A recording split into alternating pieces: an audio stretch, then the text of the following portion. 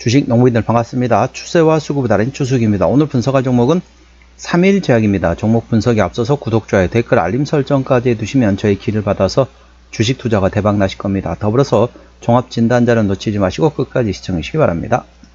네, 3일제약 주가 최근에 좀 많이 이제 떨어진 상태에서 이제 반등을 모색하고 있는 상태다라고 보시면 됐습니다. 조금 이따 기술적 분석 말씀드리겠고요. 동사는 어떤 기업인지 먼저 설명드리겠습니다. 동사 같은 경우는 제약, 바이오 제약 기업이라고 보시면 되겠고, 주요 제품으로는 어린이 브루펜 시럽 등의 어린이 의약품과 포리부틴 그리고 클립타이드 등의 소화기 관련 제품과 리박트와 같은 내과형 의약품 등을 판매하고 있으며, 리플래시 플러스 점안액 그리고 히아박 점안액 등의 안과용 현재 점안액을 판매하고 있는 사업을 하고 있는 기업이 됐습니다. 투자 참고하시고요. 최근 나왔던 이슈입니다. 4월 18일 오늘 나왔던 이슈입니다. 순항 중인 포모사 신약 출시 프로세스 등에 상승했다는 제목이네요. 동사가 순항 중인 포모사의 신약 출시 프로세스와 CMO 즉 의약품 위탁 생산도 가동 준비 중이라고 분석되고 있다. 포모사는 인도 뭄바이에 본사를 둔 다국적 제약 기업인 시플라와 판권 계약 체결을 완료해 초기 3일제약의 주요 매출처가 될 전망이다. 올해 3월 인도의 시플라와 APP13007 즉 안과형 의약품에 대한 4개 지역 그리고 11개 국가에 대한 공급과 독점 판매 부여 계약을 체결했다.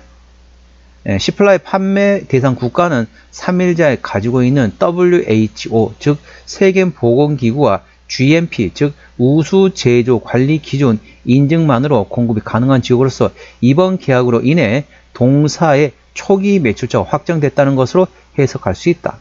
시플라는 인도 3위 제약사로서 연간 매출액 4조 원을 상회하는 기업이다. 인도와 남아프리카 그리고 아르헨티나, 콜롬비아 등 비서구권 지역의 유통망을 보유하고 있어 향후 비서구권에서의 APP13007 매출 견인을 담당할 것으로 예상되고 있다. 포모사의 APP13007은 15년 만에 FDA, 미국 FDA 즉 식품의약품의약청의 승인을 획득한 안과형 의약품으로서 출시 후 고속 성장 가능성이 내재되어 있다. 아이노비와 체결된 계약 규모를 통해서 APP13007의 시장성이 상당히 높게 평가받고 있다. 이어서 3일제약은 충분한 수준의 캐파가 확보됐기 때문에 APP13007과 성장의 기회를 함께할 것으로 전망되고 있다. 한편 지난해 10월 동사 3일제약은 포모사와 5년간 2천만 달러 규모의 APP13007 CMO 계약을 체결했으나 계약 규모가 당시 시장 기대치 미치지 못하며 주가는 고점을 형성했다. 이는 신약에 대한 CMO 계약으로 일반적인 CMO 계약과 다른 형태이며 APP13007은 출시되지 않은 신약으로서 연간 매출 규모를 산정할 수 없고 CMO 계약을 맺는다면 즉 MOQ 즉 최소 주문 수량 수준으로 체결하는 게 합리적이라고 설명했다. 이어서 MOQ 즉 최소 주문 수량 수준이라도 선제적 계약이 필요했던 이유는 CMO 계약과 동시에 물량을 생산하는 게 불가능하기 때문이었다. 기존에 체결한 계약 금액에는 큰 의미를 두기 어렵고 제품 출시 이후 판매량에 발맞춰 나오는 단발성 계약이 실제 매출 규모를 결정할 것이라고 분석이 되고 있다. 전반적으로 상당히 괜찮다는 거죠. 그래서 포모사 신약 출시 관련된 모멘텀 A 주시하시기 바랍니다. 자, 동사 기술적 분석 말씀드리겠습니다. 자, 주가 보시게 되면 5실 신고가 구간이 19,500원대입니다. 대략적으로 현재 구간 최근에 이제 만원 정도까지 떨어졌기 때문에 거의 뭐 반토막 정도 났다는 거죠. 반토막 정도 났습니다. 자, 추세선을 일단 그려보도록 하겠습니다. 자, 1차 추세선이었고, 자, 2차 추세선입니다. 요렇게 지금 2차 추세선. 어떻죠? 드디어 하락 추세를 돌파했다 보시면 되겠습니다. 자, 보시게 되면 여기서 한번 돌파 시도, 자, 두 번째 돌파 시도, 세 번째 돌파 시도, 네 번째 돌파 시도까지 계속 실패했다가 드디어 오늘 하락 추세를 돌파했다 보시면 됐습니다. 그리고 바닥권 저점 구간에서 머리 만들고 왼쪽 어깨 최근에 눌림목 나오면서 오른쪽 어깨를 만들면서 낙폭화됐다는 기술적 반등 구간인 역헤드 숄더 패턴까지 만들었습니다. 하락 추세, 첫 번째 하락 추세 돌파, 두 번째 역헤드 숄더 패턴을 만들었기 때문에 이제부터는 눌림목 구간을 활용하셔서 분할로 접근하시면 충분히 수익을 낼 수 있는 낙폭과에 따른 기술적 반등권을 충분히 맛볼 수 있는 위치다. 이 점 투자에 참고하시기 바랍니다. 현재 권 저항대하고 지지대 말씀드렸습니다. 오늘 6.5% 상승하면서 12,060원에 마감된 상태네요. 자, 1차 저항대 같은 경우는 13,000원 그 위에 14,000원과 14,500원, 15,500원, 16,500원, 17,500원.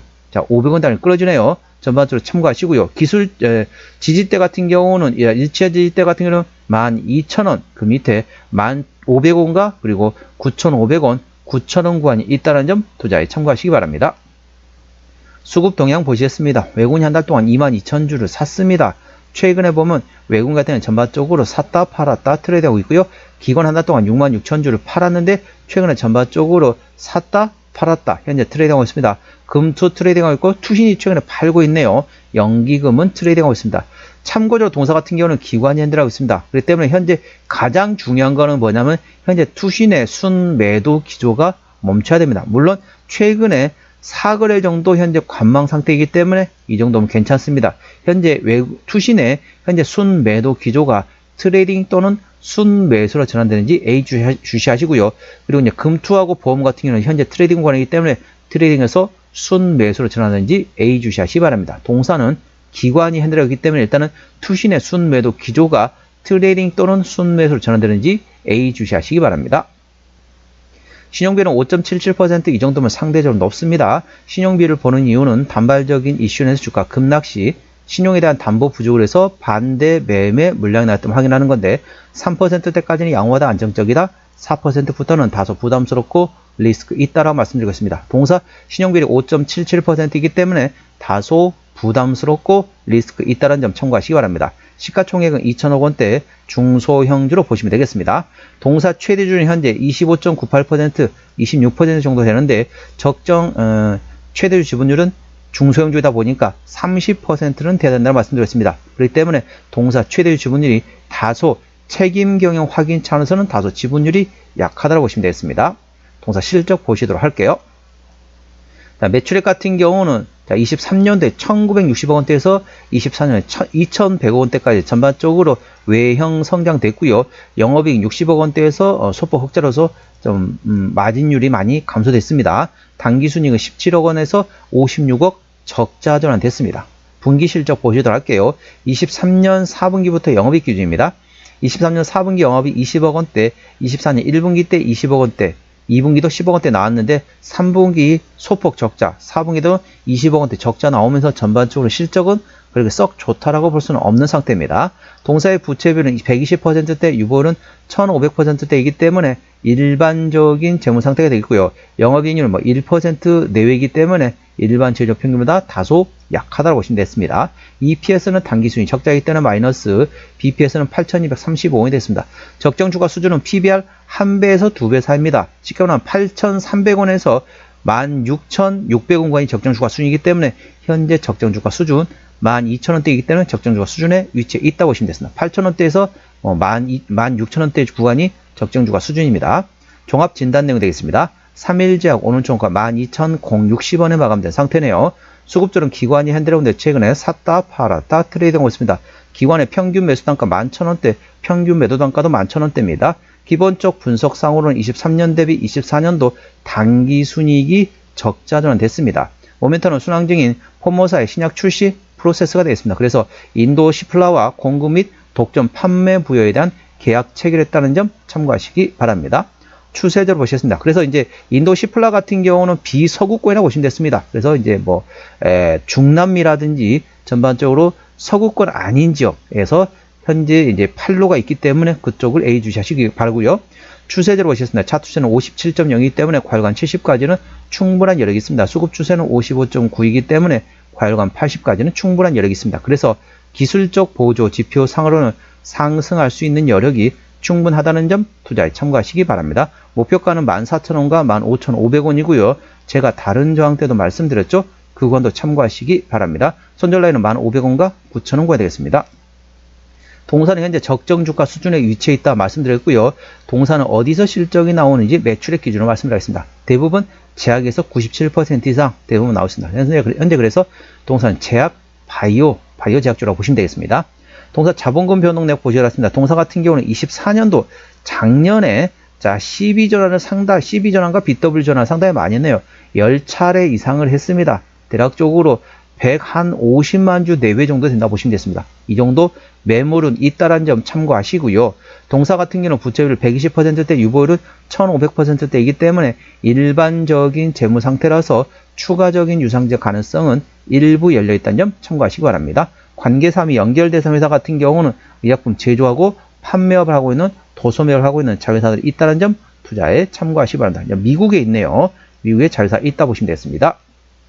자, 오늘은 3일제약 종목 진단했습니다. 구독, 좋아요, 댓글, 알림 설정까지 해두시면 저희 기운을 받아서 주식 투자가 대박 나실 겁니다. 더불어서 많은 관심과 격려 부탁드립니다. 이상 추세와 수급에 따른 추석이었습니다. 감사합니다.